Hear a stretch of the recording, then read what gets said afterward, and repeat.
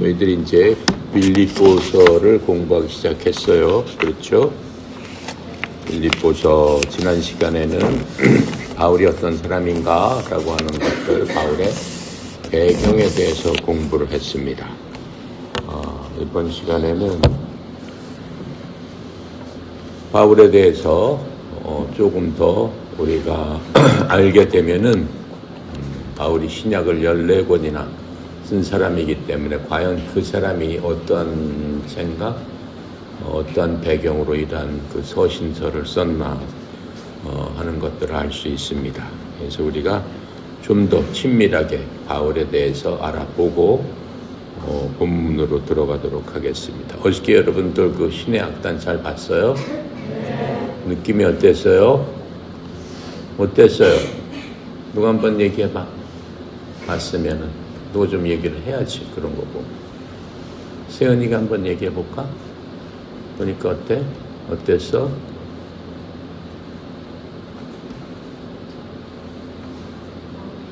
응? 응? 실제로 바울 얘기 같은 그런 거였어. 맞습니다. 그 주인공이 김뭐죠? 이름이? 박뭔가? 박시우가? 그 나중에 그 악단원들을, 그리스도인들을 풀어주죠? 근데 그, 원래는 뭐 했던 사람이에요? 자기 사촌도 그냥 무자비하게 쳐서 예수님 믿는다고 죽였던 그런 사람이죠? 그런 사람이 그리스도인들, 악단들을 지도하고 또 감시하다가 본인이 하나님을 믿게 되는 그런 과정을 그렸죠. 그리고 오히려 그 사람들을 죽음으로부터 구해주는, 그리고 자기가 죽는 그러한 모습을 이제 보여줍니다. 마지막에 그 악단장이 뭐라고 그래요? 박시우한테. 당신은 바울입니다. 이렇게 얘기를 합니다. 때 맞춰서 우리가 그 영화를 봤는데 정말 감동적이었죠. 뭐 그리스도를 믿지 않는 사람한테는 아무것도 아니에요. 재미도 없고. 하지만은 하나님을 믿는 사람한테는 겉으로 보이는 게 아니고 내적으로 보이는 그 풍성함이 얼마나 위대한가 하는 것들을 보여주는 그러한 영화였어요. 여러분들 그렇죠? 여러분들 다 하나님을 믿는 사람이니까 하나님의 능력이 얼마나 위대한가 하는 것들을 우리가 볼 수 있습니다. 그래서 사람은 나타나는 보이는 것으로 믿는 게 아니죠. 보이는 것, 만져지는 것, 느껴지는 거 믿는 거는 세상 사람들이 판단하는 기준이에요. 공산주의는 뭐예요? 유물론이에요. 유물론이기 때문에 뭐예요? 사람의 가치가 없어요. 사람은 가치가 없어요. 그냥 물건과 똑같은 거예요. 필요 없으면은 죽여도 되는 거예요. 자기하고 맞지 않으면은 그냥 아우짓 항공에 보내도 그 사람들은 거기에 대한 아무런 죄책감이 없어요. 왜요? 소모품이기 때문에. 그리고 그 사람들한테는 죽어서 사람은 어디로 간다 이런 거 없어요. 공산당. 유물론이라는 게 모든 것을 물질로 보는 거야. 사람도 마찬가지예요. 그냥 쓰고 없어지는 거고 필요가 있으면 쓰는 거고 필요 없으면 죽이는 건데 그거는 그냥 사회 법칙이 아니냐라고 생각하는 게 공산주의예요. 그렇기 때문에 그 사람들은 그냥 저거 다 썼으니까 죽여라 그러잖아요. 가서. 상관없는 거예요. 거기에 무슨 뭐 119의 그 죄책감 이런 거 필요 없어요. 그게 공산주의예요. 그래서 공산주의가 사회주의가 무섭다라고 하는 거예요. 공산주의가 되면은 자본주의 사람들은 뭐예요? 하나의 부품에 불과한 거예요. 그 사람들이 어떻게 쓰다가 어떻게 버려도 뭐 배신을 했다 그런 거 필요 없어요. 오직 자기 사상에 맞지 않으면은 그 사상에 필요한데 쓰이는 기계 부품과 같은 거예요. 그래서 공산주의는 안 된다라고 하는 거죠. 왜냐면 인간의 가치, 이런 뭐 영적인 거 그런 거 없어요. 거기는 사람은 죽으면 그냥 그 물질처럼 쓰다가 다 달아버리면 갖다 버리잖아요. 그리고 그 물질이 뭐 다시 태어날 그런 거 없어요. 그게 사회주의예요. 그래서 이 사회주의, 공산주의 이런 것들이 사람을 피폐하게 하지만 그 사회주의, 공산주의에 물들은 사람들은 피폐한 게 아니에요. 그 사람들 가치관으로서는 당연한 거야. 쓸모없으면 아무 짓 한 건 가고 쓸모없으면 죽여버리고, 그러고 사람이 일정한 거에 쓰임을 받았으면 없어지는 거 당연한 거지. 그걸 또 다른 죄가 나와서 사용이 되는 거고, 그거예요. 너무 악한 거죠. 예, 그래서 거기에 사회주의나 공산주의의 우두머리는 마귀 사탄입니다. 결코 사람들은 그냥 없어지는 연기 같은 것이 무슨 다시 살아나고 영이고 그런 거 절대 믿지 않는 거예요. 거기서 이제 박시우 같은 사람이 자기 사촌을 죽이는 것도 당연한 거예요. 죄책이 없어요. 그런 저기가 전혀 없는 거예요. 떳떳한 거예요. 잘한 거예요. 예. 왜? 그 사상, 자기네 그게 제일 먼저니까. 그래서 그것을 위해서 모든 것들이 존재하는 거니까 거기에 반대되면 없애버리는 게 선이죠. 그게 공산주의란 말이에요. 자. 그래서 우리가 이제 이 바울이 쓴 그러한 서신은 편지죠. 지금 우리가 공부할 빌립보서는 이게 편지예요. 편지를 굉장히 길게 썼죠. 예, 어쨌든 간에 바울이 이렇게 편지를 써서 빌립보 교회에 있는 그 교인들에게 교회에 보내준 그 편지를 우리가 공부하고 있는 겁니다. 이 바울 서신은 굉장히 짧아요.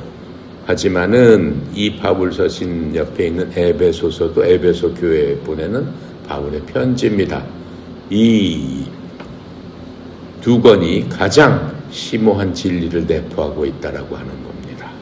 에베소서, 골로새서, 빌레몬서, 빌립보서, 이게 다 바울이 쓴 편지입니다. 이 편지를 4대 옥중서신이라고 합니다. 옥중서신이라는 것은 바울이 편안한 상태에서 쓴 게 아니고 옥에 갇힌 상태에서 이렇게 썼습니다. 2년 동안 옥에 갇혀 있는데 그렇게 여러 편지를 써서 그 가운데서도 자기가 세웠던 그 교회들, 자기가 세운 목사들, 그런 사람들한테 보내는 편지였습니다. 그 가운데 하나로서 여기 이제 우리가 살펴보겠지만 이 내용이 감옥에 있으면 나 힘들고 어렵습니다 하고 자기의 어떤 그런 것들이 편지에 조금이라도 묻어날 텐데 전혀 그렇지 않습니다. 감사와 찬양, 환희와 기쁨, 이게 도대체 어디서 쓴 건지 알 수 없는, 우리가 그런 것들을 모른다면은 이렇게 넘치게 표현되고 있습니다. 그리고 이 빌립보서는 예수님의 그 성품을 가장 잘 나타낸 책으로도 또 유명합니다. 바울은 우리가 봤던 그 주인공처럼 예수님 믿는 사람만 잡아서 고문하고 잡아 죽이고 그 다음에 옥으로 가두고 하는 일을 전문적으로 한 사람입니다. 그런데 이 바울이 어떻게 본인이 나는 그리스도의 사도요, 나는 그리스도의 종이라 이렇게 고백을 했는데 어떻게 그리스도의 사도가 됐을까? 그 당시 사도라고 하면 뭐라고 그랬어요? 예수님과 함께 3년 반 동안을 지내면서 먹고 자고 예수님께 직접 듣고 교육을 받으면서 모든 것들을 배운 그러한 사람을 사도라고 합니다.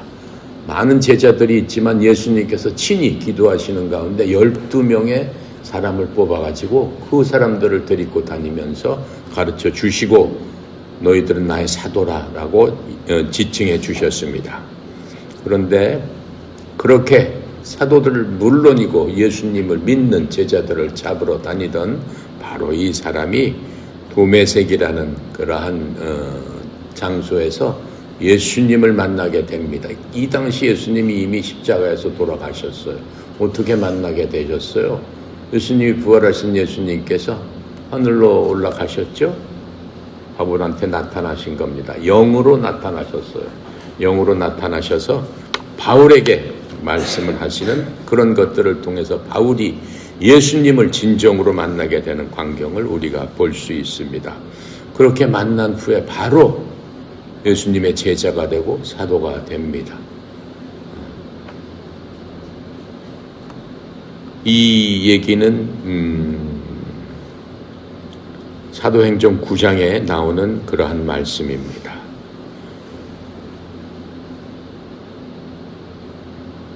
이 다메섹 도상에서 바울이 되기 전에 바울의 이름은 사울이었습니다. 이 사울이 예수님을 만난 후 곧바로 이 사도가 된 게 아니라 한참의 시간을 지나면서 예수님께서 이 사울을 데리고 직접 배움을 주셨다라고 하는 거예요. 직접 가르쳐 주셨다라고 하는 것을 알 수 있습니다. 그럼 언제 이렇게 직접 가르쳐 주셨냐? 그 과정은 성경 전체를 연결해 볼 적에 분명히 우리가 알 수 있습니다.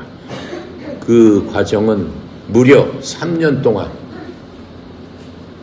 이 사울이 바울이 되면서 예수님께 직접 배웠다라고 하는 것을 알 수 있습니다. 먼저 이 사울이 다메섹 도상에서 말을 타러 가다가 예수님을 만납니다. 예수님께서 뭐라고 하세요?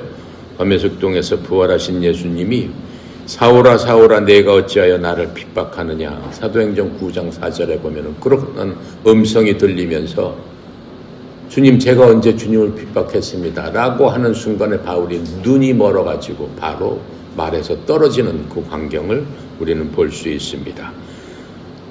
그래서 이 바울은 다메섹 도상에서 부활하신 예수님을 실제로 만나는 바로 그겁니다. 바울은 이 만남이 단순한 그 마음을 바꿔서 예수님을 믿는 바로 그러한 과정이 아니라 아들을 그 속에 계시로 나타내신 사건이라고 표현했습니다. 하나님께서 그 아들을 내 속에 나타내셨다. 나는 그것을 기뻐하노라 라고 썼습니다. 바울이 고백한 것이 갈라디아서 1장 16절에 보면 그렇게 나와 있습니다. 예수님은 바울에게 베드로한테 가서 배워라. 나의 사도들한테 가서 배워라. 나와 함께 3년 반 동안을 내가 가르쳐준 제자들한테 가서 내가 이것을 배워라. 이렇게 말씀하시지 아니하고 직접 바울에게 바울 마음속, 바울 영혼을 통해서 내적으로 계시함으로 말미암아 주님께서 자신을 바울에게 드러낸 모습을 우리가 살펴볼 수 있습니다. 그래서 바울이 그렇게 다메섹 도생에서 그러한 그 일을 당하면서 예수님께서 예수님 제자를 통해서 바울을 데려다가 눈을 고치게 합니다. 그 이후에 바울은 3년 동안 아라비아 광야로 갔다라는 성경이 이제 그 나오게 됩니다. 이렇게 눈이 난 다음에 바울은 제자들을 찾아가지 않았습니다. 내가 예수님 부활하신 예수님 이렇게 만났습니다 라고 하지 않았습니다. 다른 제자들은 예수님 만나자마자 어떻게 해요? 제자들 찾아가서 내가 예수님을 만났는데 예수님께서 어떠하고 어떠한 말씀을 하셨습니다 라고 하면서 제자들과 함께 기뻐하고 하나님을 찬양하는 그러한 모습을 보였는데 바울은 그렇게 하지 않았습니다. 뭐라고 얘기를 하고 있어요?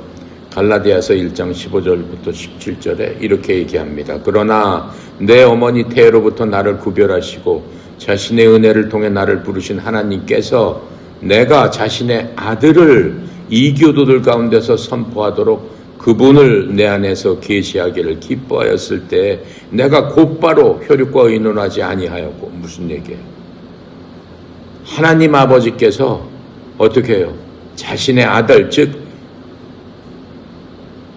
예수 그리스도를 통해서 이교도들 이스라엘 사람들이 아닌 하나님을 믿지 않았던 다른 나라 사람들 가운데서 하나님의 복음을 선포하도록 내 안에 계시하기를 기뻐하셨을 적에 바울의 마음속에 그러한 마음이 들었다라고 하는 거예요. 하나님께서 알려주셨다라고 하는 거예요. 너는 이스라엘 사람들이 아니고 하나님을 믿지 않은 나라에 가서 내 복음을 선포하게 될 것이다. 이렇게 해주셨다라고 하는 거예요. 그 말씀을 듣고 내가 기뻐해가지고 곧바로 내가 어떻게 해요? 혈육과 의논하지 아니하고 곧바로 자기 가족들하고 얘기하지 않았다라고 하는 거예요. 누구하고도 의논하지 아니하고 17절에 보니까 나보다 먼저 사도가 된 자를 만나려고 예루살렘으로 올라가지도 아니하였으며 사도들한테도 가지도 않았다라는 거예요. 아라비아로 들어갔다가 다시 다마스쿠스로 돌아갔노라. 아라비아 광야로 자기가 이끌려 들어갔다라고 하는 거예요. 아라비아 광야로 어떻게 이끌려 들어갔겠습니까? 성령 하나님께서 바울을 아라비아 광야로 데리고 갔다라고 하는 겁니다. 여기서 말하는 아라비아는 오늘날의 그 사우디아라비아를 얘기하고 있는 겁니다. 이 사우디아라비아에 시내산이 있습니다. 시내산은 뭐예요? 시내산은 우리가 다 알다시피 모세가 40년 동안 이집트에서 이스라엘 백성들이 풀려나와서 헤매던 그 땅, 그게 바로 사우디아라비아, 지금의 사우디아라비아, 그 광야, 그 사막을 갔던 겁니다. 그래서 모세는 가다가 시내산을 만나면서 그 시내산에서 하나님으로부터 율법책을 받게 되는 거죠. 그 율법, 그 돌판을 받게 되는 바로 그곳이 있는 곳이 바로 이 아라비아입니다. 그래서 이 구 아라비아는 모세가 율법을 받은 곳이고 하나님으로부터 또 엘리야가 하나님의 음성을 들었던 곳도 바로 이 광야였습니다. 이 의미는 뭡니까? 이러한 의미는 바울은 어떠한 사람이라고 그랬어요? 율법을 철저하게 지키고 율법에 정통한 사람이고 율법을 신뢰한 사람이었습니다. 그래서 율법을 믿지 않는 사람들을 죽이러 다니던 바로 그 사람이었습니다. 그래서 율법의 사람 바울이 율법이 주어진 광야에서, 율법은 어디서 주어졌어요? 모세를 통해서 이 아라비아 광야에서 시내산에서 주었지 않습니까? 그래서 율법이 주어진 광야에서 복음의 실체이신 그리스도를 다시 배우는 바로 그러한 시간을 갖게 되는 겁니다. 바울은 예수님께 과연 그곳에서 무엇을 배웠겠습니까? 첫 번째로는 복음의 내용 자체를 예수님께서 직접 들었다라고 하는 겁니다. 바울은 갈라디아서 1장 11절부터 12절에 이렇게 얘기를 하고 있습니다. 형제들아, 내가 너희에게 확실히 알리노니 내가 지금 너희들에게 전해주는 이 선포하는 이 복음은 사람의 때되지 사람에 따라 나지 아니하느냐. 내가 사람으로부터 배운 것이 아니라 라고 얘기하고 있습니다. 나는 그것을 사람에게 받지도 아니하고 배우지도 아니하였으며 다만 그것은 예수 그리스도의 계시에 의해서 나에게 주어졌느니라. 예수님께서 계시로 바울에게 바로 이 아라비아 그 광야에서 주셨다라고 하는 것을 고백하고 있는 겁니다. 과연 주님께서는 율법의 최고의 신봉자였던 바울을 데리고 무엇을 알려주셨겠습니까? 첫 번째로 십자가의 의미였죠. 바울이 사울이었을 적에는 십자가를 믿는 모든 사람을 잡아서 죽이기 위해서 이스라엘 전국을 다니면서 잡아가지고 제사장한테 끌고 가서 거기서 심판을 받고 죽이고 하도록 하는 그러한 일들을 했습니다. 그런데 이제는 예수님께서 직접 계시로 내가 십자가에서 심판받아서 세상에서 죽임을 당했는데 내가 십자가에서 죽은 이유가 무엇인가 라고 하는 그 의미를 바울에게 전했다라고 하는 것을 우리는 알 수 있습니다. 또한 율법은 뭐예요? 율법을 지킴으로써 하나님의 의를 이룬다라고 하고 있습니다. 하지만 주님께서는 율법의 완성이시고 율법을 다 이루신 바로 그분이고 그분께서는 뭐라고 했어요? 받을 자격이 없는 너희들에게 내가 나의 모든 것들을 줌으로 말미암아 너희들은 죄짐으로부터 해방을 받고 이제는 하나님과 죄로 인해서 막혔던 그 모든 담벼락이 장벽이 허물어져서 이제는 의로운 자, 죄 없는 자만 들어갈 수 있는 하나님의 은혜의 보좌 앞에 제사장과 다른 하나님을 섬기는 하나님이 지정한 그러한 사람이 아닌 이제 내 스스로 하나님의 은혜의 보좌로 직접 들어가고 너는 나의 종이 아니고 나의 자녀다, 나의 아들이다, 이렇게 선포하심으로써 의에 대해서 분명하게 바울에게 믿음으로 말미암아 넌 의로운 자가 되고 모든 사람은 죄의 굴레에서 나올 수 있다, 자유로울 수 있다 라고 하는 것들을 깨달아 알게 하셨습니다. 그것뿐만 아니고 율법과 복음에 대해서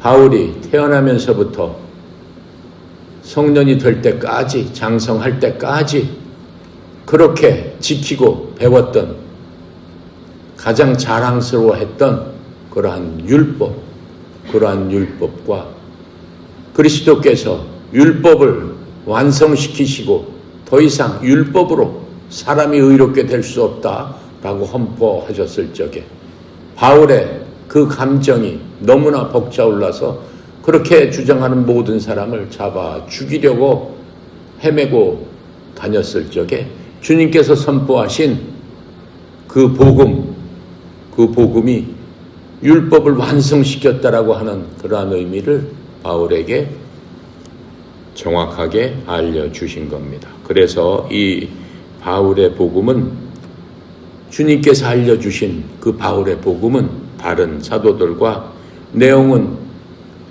완전히 똑같지만 논리적으로는 바울이 독보적으로 교리를 확립했음을 우리는 성경을 통해서 다시 알 수 있습니다. 또 예수님께서는 바울에게 구약 성경을 그리스도 중심으로 재해석해 주셨다라고 하는 것을 우리는 알 수 있습니다. 예수님께서 오시기 전에 구약 39권에 대해서 모세오경을 포함해서 선지자들을 통해서 많은 말씀을 해 주셨습니다. 그 가운데서 그 모든 것들이 예수 그리스도를 중심으로 그 모든 것들이 이루어졌고, 그 모든 것들은 예수님께서 오십니다 라고 하는 것들을 직접적으로 또 암시적으로 하나님께서 예언적으로 그렇게 알려주셨다라고 하는 것들을 주님께서 직접 바울에게 깨달아 알 수 있도록 그 눈을 밝혀주셨다라고 하는 겁니다. 그래서 바울은 이미 구약의 정통한 사람이었고 구약의 모든 것들을 꿰뚫어서 알고 있었던, 스스로 자랑스러웠던 바리새인이었습니다. 하지만 이제 아라비아 광야에서 그는 예수님의 계시를 만나면서 무엇을 깨닫게 됩니까? 아브라함의 의도, 결국은 믿음을 통해서 아브라함이 의로운 자가 됐구나, 그래서 그 사람이 믿음의 조상이 되었구나 라고 하는 것을 깨닫게 되는 겁니다. 또한 자기가 그렇게 어렸을 때부터 배우고 그렇게 사모했던 바로 그 율법은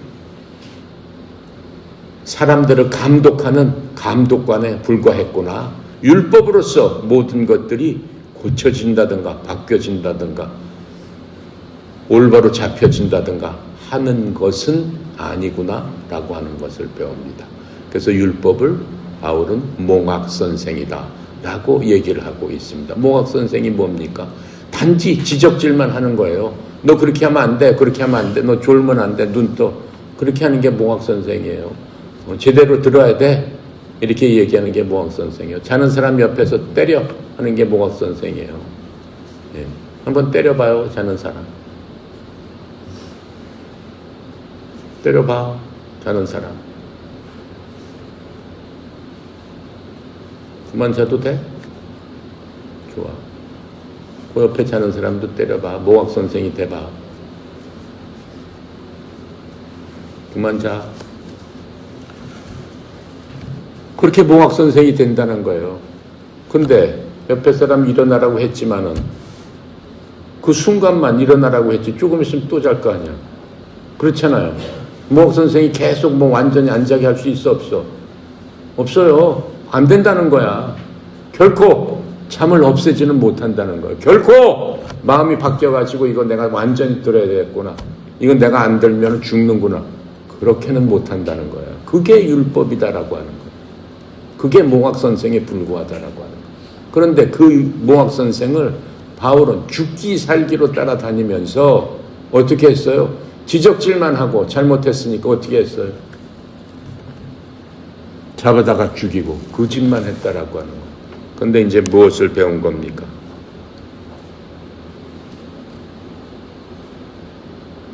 영적으로 그 모든 것들을 이길 수 있는 근본적인 것을 주님으로부터 배웠다라고 하는 겁니다.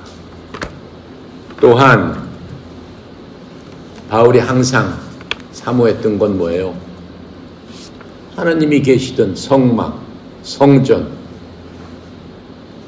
하나님 앞에 예배드리는 그러한 것들, 그것을 갖다가 사모하고 정말 기뻐하고 거기에 온 목숨 다해서 하나님께 예배드렸고 했던 거죠.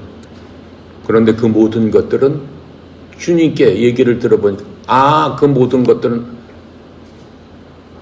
아무것도 아니구나 라고 하는 것을 배웠다라고 하는 거예요. 거기에 실체가 있지 않구나. 진짜 실체는 뭐냐? 내 속에 있는 바로 그분이구나. 그 모든 것들은 내 속에 그분을 모시기 위한 그림자에 불과했구나 라고 하는 것을 배웠다라고 하는 겁니다. 너무나 대단한 겁니다. 그래서 율법은 그리스도께로 인도하는 몽학선생에 불과하다라고 바울은 스스로 그렇게 갈라디아서 24장에서 고백을 하고 있습니다. 그러므로 율법은 우리를 그리스도께로 인도하는 감독교사였으니 이것은 우리가 믿음으로 의롭다고 인정받게 하려 함이라. 결코 감독이 아무리 깨운다고 해서 나는 의로워지지 않는 거예요. 계속 조는데요. 의도마저도 소용없다라고 하는 거예요. 계속 잠이 오는데 잠을 이길 수 없는데 몽학선생으로서는 그것을 치유할 수 없다라고 하는 거예요. 하지만 졸더라도 어떻다는 거예요? 나는 내 주님은 그리스도시요 나를 위해서 예수님께서 이렇게 졸고 있는 나를 위해서 십자가에서 죽으시고 장사 지내시고 사흘 만에 부활하셔서 나의 모든 것들을 다 덮어주시는 나의 허물을 다 덮어주시는 그 예수님을 내가 믿습니다 라고 끝까지 붙들고 있다라고 하는 거예요. 아멘? 아멘 한 사람은 졸아도 됩니다. 왜요? 걱정이 없기 때문에. 아멘 한 사람은 눈 감고 괜찮아. 졸아도 되는 겁니다. 예수님은 이렇게 바울에게 성경을 보는 눈을 열어주셨습니다. 누가복음 24장 27절에서 우리가 배운 바 있습니다. 예수님께서 부활하셔서 엠마오로 가는 제자 2명을 만납니다. 부활하신 예수님께서 제자 둘이서 슬퍼하면서 얘기를 합니다.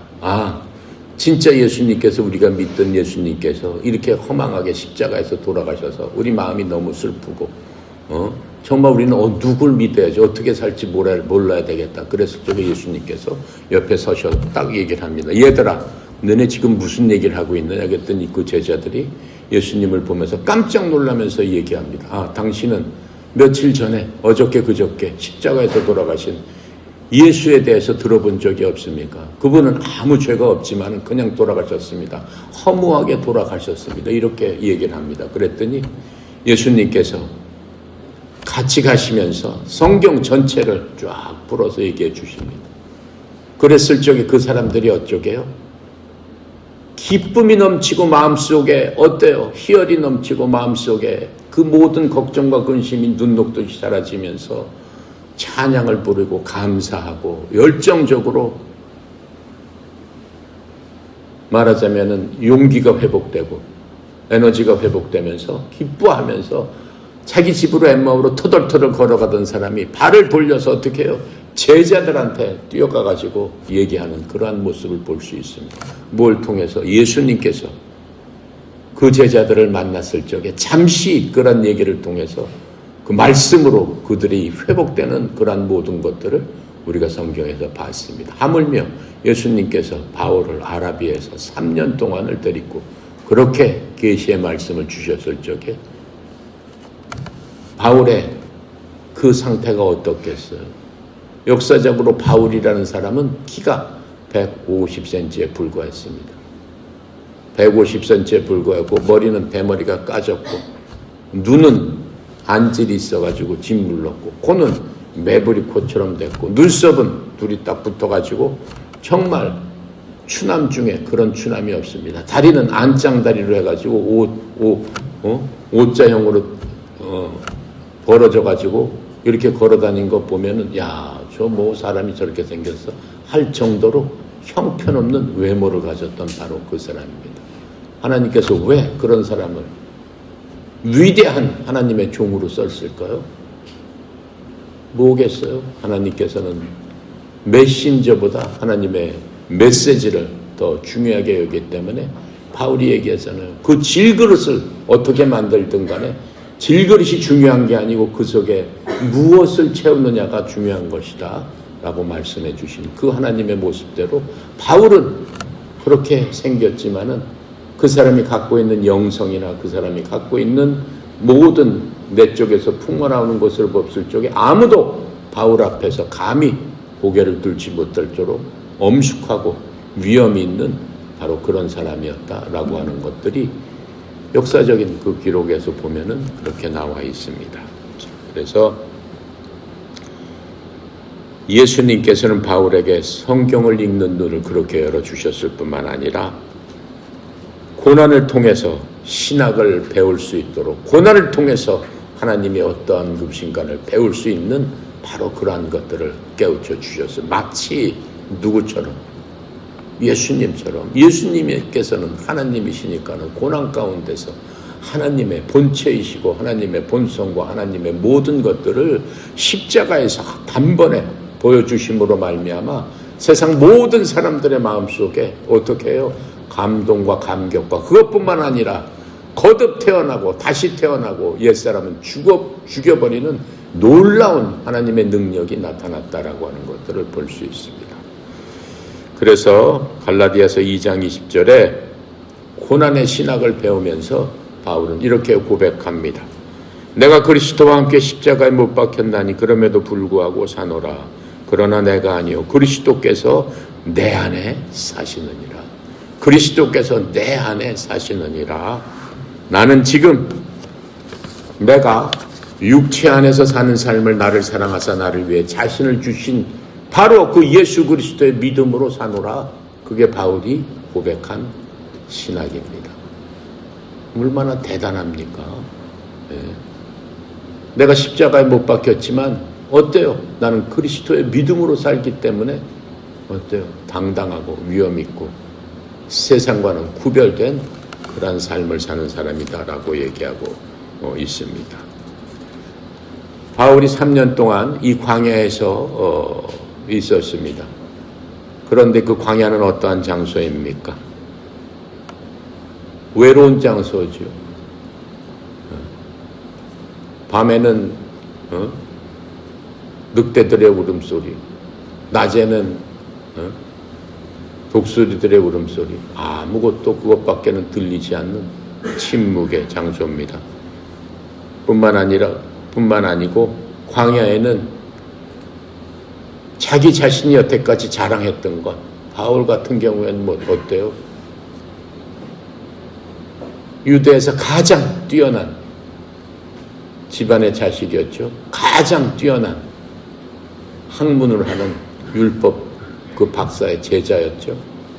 높은 지위에서 제사장들한테 대제사장한테 아주 귀여움을 받는 그러한 사람이었죠. 장래가 촉망되는 그러한 사람이었어요. 광야에 혼자서 있을 적에 뭘 느꼈겠어요? 자기 자신 여태까지 자랑했던 모든 것들이 무너지는 바로 그러한 장소였습니다. 그것뿐만 아니죠.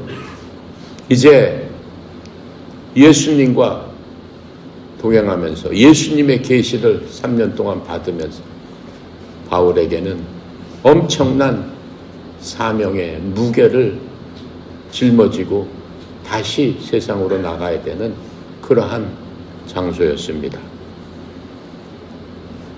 이때 바울은 주님께서 말씀해 주셨죠. 넌 앞으로 이방인의 사도로서 내 삶을 살아야 될 것이고 내 삶이 편안하지 않다라고 말씀해 주셨습니다.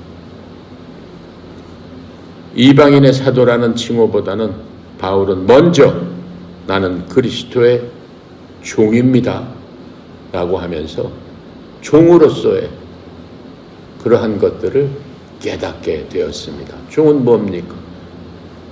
종은 결코 자신을 내세울 수 없습니다. 종은 결코 자신의 위치나 자신의 지위를 내세울 수 없습니다. 종은 단지 주인이 생각하는 대로, 주인이 말하는 대로, 주인이 지시하는 대로 따라가는 것이 바로 종입니다. 바울은 나는 그런 사람입니다 라고 고백을 하는 것을 우리가 볼 수 있습니다. 바울은 그런데 왜 3년 동안이나 그 아라비아 그 광야에 있었을까요? 제자들은 예수님과 얼마나 있었습니까? 3년 있었습니다.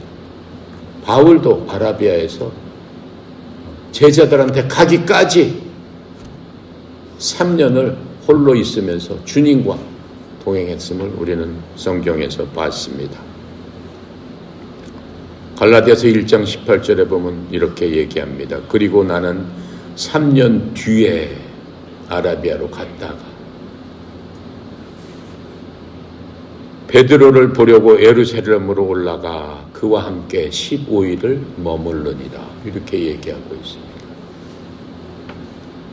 그 이유는 이제 바울 스스로가 예수 그리스도를 믿는 사람의 박해자로서 주인공이었습니다. 하지만 이제는 예수 그리스도의 증인으로서 예수님의 종으로서 온전히 바뀌는 그 모습을 3년 동안 배우고 익히면서 자기 스스로 그 모든 정체성이 바뀌었음을 스스로 확실하게 바뀌게 된 겁니다. 뿐만 아니라 이제는 유명한 가브리엘 문화의 율법 교사였고 율법 유명한 학자였지만은 이제 어떤 사람이 됐습니까? 은혜의 사도가 되었습니다. 은혜의 사도. 나는 정말 하잘것없는 먼지와 같은 존재입니다. 나는 정말로 누더기와 같은 존재입니다. 내가 이제까지 자랑했던 모든 것들은 낙엽이 떨어져서 바람에 흩날릴 적에 흩어지는 바로 그런 것 같은 나는 그러한 자였습니다. 라고 고백하는 그러한 사람이 됐다라고 하는 겁니다. 또한 바울은 이제까지도 너무 열심히 다녔어요. 누가 얘기를 안 해도 율법을 반대해 그러한 소문만 들면 쫓아가가지고 그러한 사람을 잡아다가 고문하고 박해했던 그러한 열심의 사람이 이제 뭐가 바뀌었어요? 그것이 아니고 온전히 자신의 정체성과 자신의 방향이 온전히 하나님을 올바로 보는 올바른 하나님을 찾은 그러한 사람으로 바뀌었다라고 하는 겁니다. 뿐만 아니라 이제는 자신의 능력, 자신의 지위, 자신의 가문, 자신의 학문, 자신의 배경 그러한 것들, 능력 있는 자, 그러한 자신이 있었던 바울이 뭘로 바뀌는 겁니까? 나는 십자가 위에는 자랑할 것이 없는 자로다라고 하면서 바뀌었어요. 그렇게 가문이 좋았고 그렇게 돈이 많은 집안이라서 로마의 식민지였지만은 로마 귀족이 갖는 그러한 자격을 갖고 로마 시민으로서 꿀리지 않았던 그 바울이 그 모든 것들을 다 버리고 뭐 하는 사람이 됐습니까? 천막을 만드는 그러한 사람으로 온전히 바뀌게 되는 모습을 우리는 볼 수 있습니다. 또한 바울은 그 3년 동안을 있으면서 3년 동안 이스라엘 백성들은 하나님께 무엇을 배웠습니까? 모세를 통해서 광야에서 배운 게 뭡니까? 하나님의 은혜 아니면 하루도 살 수 없구나라고 하는 걸 배웠습니다. 200만 명이 넘는 그 사람들이 풀 한 폭이 없고 물 없는 그 광야에서 무엇을 먹고 어떻게 살았겠습니까? 낮에는 40도, 50도의 사막의 열기와 밤에는 영하 20, 30도로 떨어지는 그 큰 온도 차이에서 어떻게 그 사람들이 살아날 수 있었습니까? 하나님께서 가는 곳곳마다 만나를 내려주셔서 하늘의 음식으로 수백만 명의 사람들이 줄이지 않고, 그것도 천사들이 먹는 최상의 음식으로 그들을 먹게 했습니다. 고기가 필요합니다라고 했을 적에는 수백만 마리의 메추라기를 보내주셔서 메추라기 고기를 배가 터지도록 먹도록 하나님 해주셨습니다. 낮에 그 뜨거운 열기 가운데서는 하나님께서 구름 기둥으로 파라솔을 만들어 주셔서 서늘하게 해주셨고, 밤에는 그 차가운 냉기 속에서 하나님께서 불기둥을 통해서 난로를 만들어 주셔서 그들의 삶이 편안할 수 있도록 만들어 주셨고, 그들의 의복과 신발도 헤어지지 않도록 하나님께서 섬세하게 그들을 다 케어해 주셨습니다. 그런데 그 사람들이 어떻게 했습니까? 결국은 그 하나님을 죽이는 데 앞장섰고, 그 하나님을 배신하고, 그 하나님을 어떻게 했어요? 믿지 않음으로 말미암아 온전히 심판받게 되는 불행한 그러한 민족이었습니다. 하지만 바울은 이제 거기에 동참했던 사람이 이제는 사람의 인기가 아닌 예수님의 부르심에 복종하고 순종하고 무릎 꿇는 그러한 사람이 됐습니다. 그래서 바울은 예루살렘 사도들에게 이제 3년의 그러한 훈련을 받은 다음에 예루살렘으로 가서 사도들을 만나러 갔습니다. 왜요? 사도들에게 인정을 받으러 간 것이 아니고 이미 받은 사명, 이방인의 사도로서의 사명을 확인하러 갔습니다. 나는 이방의 사도로서, 나는 이스라엘이 아니고 이제 너희들이 그렇게 지옥의 땔감이라고 비하했던 그러한 사람들을 향해서 예수 그리스도의 복음, 그 복음을 나는 전하러 갈 텐데 너희들이 그 이방인들을 어떻게 취급해야 된다라고 하는 그런 것들을 얘기하고 그러한 것들을 선포하러 갔습니다. 그랬을 적에 바울과 베드로가 부딪혀서 얘기하는 그런 것들이 이제 사도행전에 나오고, 바울이 이방인들을 향해서 복음을 전했을 적에 사도들과 또 믿는 사람들이 이방인들도 복음을 받을 자격이 있지만 율법의 일부는 따라야 된다. 그것이 최소한 할례와 이런 것들은 받아야 될 것이 아니냐, 이렇게 주장을 합니다. 많은 유대인들이 모두 그렇게 얘기를 합니다. 그랬을 적에 담대하게 바울이 뭐라고 얘기를 합니까? 베드로를 꾸짖으면서 주님의 말씀대로 복음을 이방인들한테 담대히 선포하는 그러한 모습을 보였을 적에 모든 사도들이 베드로 앞에서 순종할 수밖에 없었던 그러한 것들을 우리 사도행전에서 볼 수 있습니다. 이렇게 바울은 이방인의 사도로서 한마디로 얘기하면은 이방인의 사도가 되기 전까지 광야에서 예수님과 침묵, 말씀, 계시로 동행하면서 복음을 전할 자가 아니라 바울 자체가 복음 자체로서 이방인들한테 환하게 빛나는, 그야말로 하나님의 빛이 되어서 주님의 빛으로서의 그 일생을 살았던 그 바울, 바로 그 사람들을 우리가 보게 되는 겁니다. 오늘은 여기까지 하겠습니다. 감사하신 하나님 은혜 감사합니다. 특별히 하나님께서 사랑하시고 하나님께서 깊이 사용하셨던 그 바울처럼 저희도 사용되길 원하고, 그 바울처럼 주님의 계시에 따라서 우리가 한 발짝 한 발짝 나아가기 원합니다. 이미 이제 저희들에게는 바울보다 더 큰 복으로 하나님의 말씀의 계시를 주셨사오니 이 말씀의 계시를 붙들고 온전히 그리스도 안에서 살아가는 하나님의 사랑하는 아들, 딸들 다 되도록 주님 축복하여 주시옵소서. 특별히 협회를 향한 하나님의 크신 사랑을 통해서 에어로빅과 힙합에 저희들 모두 바울처럼